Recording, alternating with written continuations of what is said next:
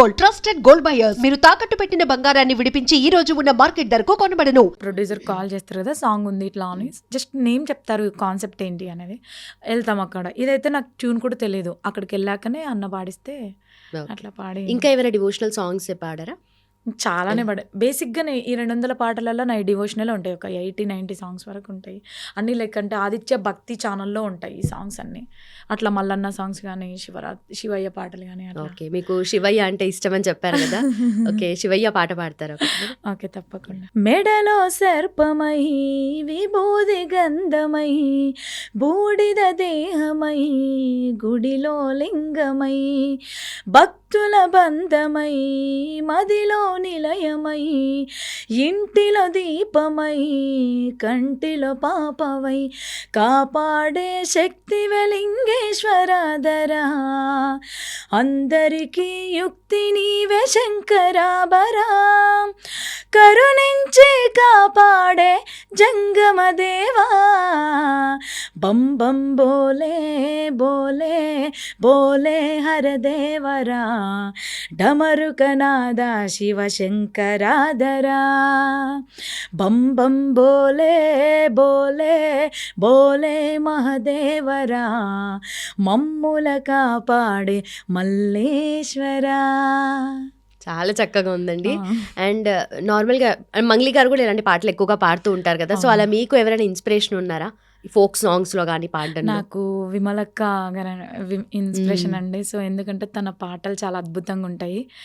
తన పాటలు అన్నా ఆమె అన్నా చాలా రెస్పెక్ట్ అండ్ చాలా ఇష్టం. ఓకే, సో ఎప్పుడైనా కలిసారా, మాట్లాడారా? ఆమె చేతుల మీద నేను ప్రైజెస్ కూడా తీసుకున్నాను, లైక్ అవార్డ్స్ కూడా తీసుకున్నాను. అవునా? ఏదైనా మాట్లాడడానికి ఏదైనా ఛాన్స్ వచ్చిందా ఎప్పుడైనా? వచ్చింది అసలు. అంటే సారంగ దర్యా షోకి తను జడ్జిగా వచ్చారు. సో అట్లాంటి సిచ్యువేషన్లో నాకు ఒక మంచి కాంప్లిమెంట్ ఇచ్చింది అనమాట. ఆ రోజు నాకు అది బెస్ట్ సాంగ్ అనమాట ఆ ఎపిసోడ్కి మేము పాడింది. సో తను ఒక మాట అన్నది, నీ పాటతో పాటు నీ నవ్వు కూడా చాలా బాగుందమ్మా అని చెప్పేసి. నేను లైఫ్లో మర్చిపోను అది. అట్లా వీడియో డౌన్లోడ్ చేసి పెట్టుకున్నాను అనమాట. చాలా హ్యాపీ. చూసుకుంటుంటారు అప్పుడప్పుడు? స్టేటస్ కూడా పెట్టుకుంటాను అట్లా. సో హ్యాపీ, చాలా హ్యాపీ. బట్ ఇప్పుడు ఫోక్ సింగింగ్, జానపదము అంటే ఒక ఇండస్ట్రీ లాగా ఎవాల్వ్ అయింది. చాలా మంది కళాకారులు ఉన్నారు అసలు దీంట్లో కూడా. బట్ ఇంతమంది ఉన్నప్పుడు, ఒక ఇండస్ట్రీలా ఉన్నప్పుడు ప్రాబ్లమ్స్ కూడా లోపల చాలా ఉంటాయి, బయటకు తెలియకపోయి ఉండొచ్చు. బట్ మీరు ఏదైనా ప్రాబ్లం ఏదైనా ఫేస్ చేశారా ఏదైనా పాయింట్ ఆఫ్ టైంలో? నేను ఇప్పటివరకు నాకు అట్లాంటి ప్రాబ్లం రాలేదు, రాకూడదని కూడా కోరుకుంటాను. ఎందుకంటే ఏది ఉన్నా కూడా అలా ఒక ప్రాబ్లం మన దగ్గరికి వస్తుంది అంటే అది మనం ఉండే విధానంని బట్టే ఉంటుంది. అది నేను ఒక్కటిని చెప్పగలను. మనం అందరితో మంచిగా ఉండాలి, మనం అంతే. ఇంకా అంతకు మించి నేనేం చెప్పలేను. నాకు ఇప్పటివరకు అయితే ఎలాంటి ప్రాబ్లమ్స్ రాలేవు, అందరు బాగా సపోర్ట్ చేస్తారు.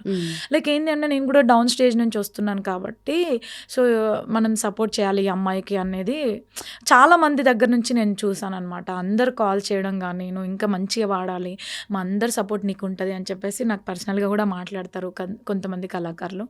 సో నేను అందరికీ పేరున నేను ప్రతి ఒక్క కళాకారునికి నేను కృతజ్ఞతలు తెలియజేసుకుంటాను. ఎందుకంటే మనల్ని వాళ్ళంతా బాగా సపోర్ట్ చేస్తున్నప్పుడు మనం వాళ్ళకి థ్యాంక్స్ చెప్పుకోవాలి.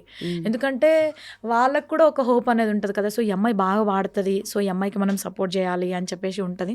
సో నేను అట్లా నాకు చాలామంది సపోర్ట్ చేస్తారండి ఈ విషయంలో. అయితే నేను గట్టిగా చెప్పాను, అలాంటివి అయితే ఫేస్ చేయలేదు, ఏం చేయలేదు ఇప్పటివరకు అయితే. నేను అట్లాంటివి ఏం ప్రాబ్లమ్స్ ఏం ఫేస్ చేయలేదు. ఆల్మోస్ట్ 99 కాదు 100% నేను చాలా హ్యాపీగా ఉన్నాను. ఈవెన్ ఈ సింగింగ్ ఫీల్డ్లో కానీ, ఫ్యామిలీలో కానీ, ఎక్కడైనా కూడా ఫుల్ హ్యాపీ. ఓకే, బట్ కొంతమంది ఇప్పుడు క్రియేటివ్ స్పేస్ కాబట్టి చాలా మంది ఇన్వాల్వ్ అవుతారు. ఒక్కోసారి ఒక్కొక్కరి ఎమోషన్స్ని బట్టి, వాళ్ళ ఉన్న తీరుని బట్టి కూడా తెలుస్తుంటుంది. మీరు ఏదైనా విన్నారా అంటే ఏదైనా ప్రాబ్లం? ఎందుకంటే ఫోక్ ఇండస్ట్రీ గురించి ఎక్కువగా బయట కూడా ఏం వినిపించదు, బట్ మీరు అలా ఏదైనా విన్నారా లోపల ఇండస్ట్రీ గురించి? అట్లా ఏముండదు, ఇంకా ఉన్నా కూడా మనం అన్నీ ఇంకా చూసుకుంటూ వెళ్ళాలి. ఇప్పటి వరకు అయితే నాకు అట్లా ఏం అనిపించలేదు. ఆల్మోస్ట్ ఆల్ హ్యాపీ, అంతే. చూసుకుంటూ వెళ్ళాలి అంటున్నారు, బట్ ఏం చూసారో మాత్రం చెప్పట్లేదు. అట్లని ఏం కాదు, బేసిక్గా అంటే ఇక మనం ఏం చెప్పొద్దు. ఏది ఉన్నా కూడా మనం వెళ్ళినామా, మన వర్క్ చేసుకున్నామా, మనం ఇంటికి వచ్చినామా, అంతకు మించికి ఎక్కువ దేంట్లో ఇన్వాల్వ్ అవ్వద్దు. ఏది మనం పట్టించుకోవద్దు, అంతే.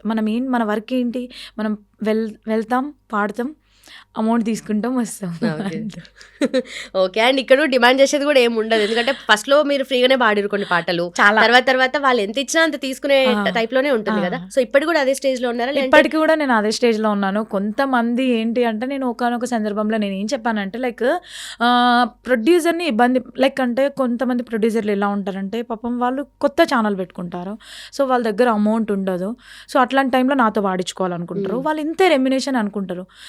వాళ్ళు కాల్ చేసి మేడం మేము నన్ను అడుగుతారు ఫస్ట్ మీ రెమ్యునేషన్ ఎంత అంటే నేను ఇంత అని చెప్తాను కదా. సో మేడం ప్లీజ్ కొంచెం మా రెమ్యునేషన్ ఇట్లా ఉంది, మేము ఇప్పుడే స్టార్ట్ చేస్తున్నాము, మీ సపోర్ట్ ఉండాలి అని అడుగుతారు. సో అట్లాంటి టైంలో మనం కూడా డౌన్ నుంచి వచ్చినాం కాబట్టి మనం వాళ్ళని ఇబ్బంది పెట్టొద్దు.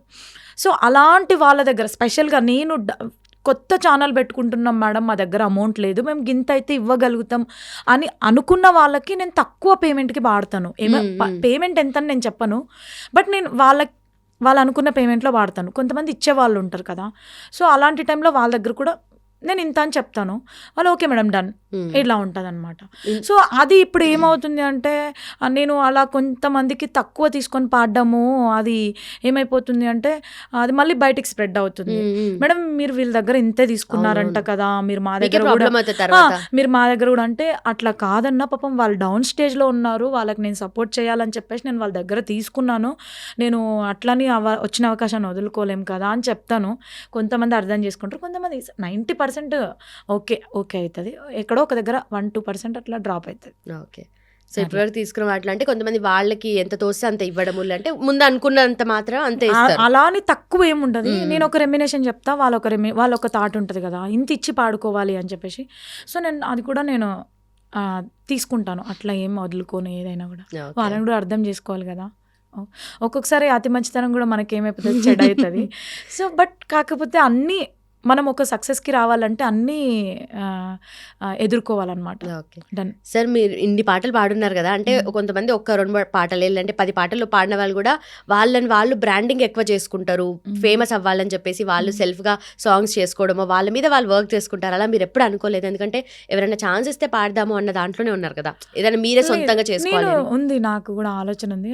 బేసిక్గా మనల్ని ఎవ్వరు సెలబ్రిటీలు చేయరు, మనమే అవ్వాలి. లైక్ అంటే ఎవరో మనల్ని సెలబ్రిటీలు చేస్తారు లైక్ అట్లాంటి థాట్ ఉండొద్దు. నీ లోపల ఒక టాలెంట్ ఉందనుకో, పక్క నువ్వు ఏదో ఒక రోజు నీకు గుర్తింపు అనేది వస్తుంది. సో దాని ద్వారా మనం సెలబ్రిటీల చాలామంది అంటారు నువ్వు సెలబ్రిటీ, నేను ఎప్పుడు అట్లా ఫీల్ అవ్వను. All are equal. నేనైతే కష్టపడుకుంటూ వస్తున్నాను కాబట్టి నేను కష్టపడ్డాను, నాకు ఫలితం వచ్చింది. అంతేగాని ఒక్క పాటతోటి సెలబ్రిటీ అవన్నీ మనకు అవసరం లేదు. మనం ఇంకా కష్టపడాలి, మనకి ఇంకా మంచి నేమ్ రావాలి, ఒక మంచి గుర్తింపు తెచ్చుకోవాలి. అంతేకాని నేను సెలబ్రిటీ షో అప్ చేసుకోవడం నాకు ఇష్టం ఉండదు. సో మనం అవకాశాల కోసం నేను కూడా చూశాను, ఎవరైనా అవకాశం ఇస్తే బాగుంటుంది అని చెప్పేసి అట్లా నాకు చాలామంది ఇచ్చారు. బట్ అట్లా కాకుండా నేను కూడా ఓన్గా మనం కూడా ప్రయత్నం చేద్దాం అని చెప్పేసి నేను ఇన్స్టాగ్రామ్లో పాడడం స్టార్ట్ చేశానండి. అట్లా నేను మంచి మెసేజెస్ సాంగ్స్ నేను ఒక ఐడి క్రియేట్ చేసుకొని మంచిగా పాడాను. నాకు అట్లా కూడా 50% సాంగ్స్ నాకు ఇన్స్టాగ్రామ్ నుంచి కూడా వచ్చినాయి అనమాట. అట్లా కాల్స్ వచ్చినాయి అనమాట. సో నేను ఇన్స్టాగ్రామ్లో కూడా నాకు ఇప్పుడు 50K ఫాలోవర్స్ ఉన్నారు. సో తర్వాత ఇప్పుడు నేను నెక్స్ట్ ప్లాన్ యూట్యూబ్ చిన్న వ్లాగ్స్, ఇంట్లో పని చేసుకుని మనం పాడుతుంటాం కదా, మనం ఎన్నో రీల్స్ చేస్తుంటారు, ఎంతోమంది సెలబ్రిటీలు అవుతారు. మనం చేసే పని ఎలా ఉండాలంటే ఎదుటి వాళ్ళు ఇన్స్పైర్ అయి ఉండాలి. లైక్ అంటే అబ్బా ఎంత బాగుంది అన్నట్టుగా మనం చేయాలి. సో నేను ఏమనుకుంటున్నానంటే నేను ఇప్పుడే మీ ముందే చెప్తున్నాను నా కాన్సెప్ట్.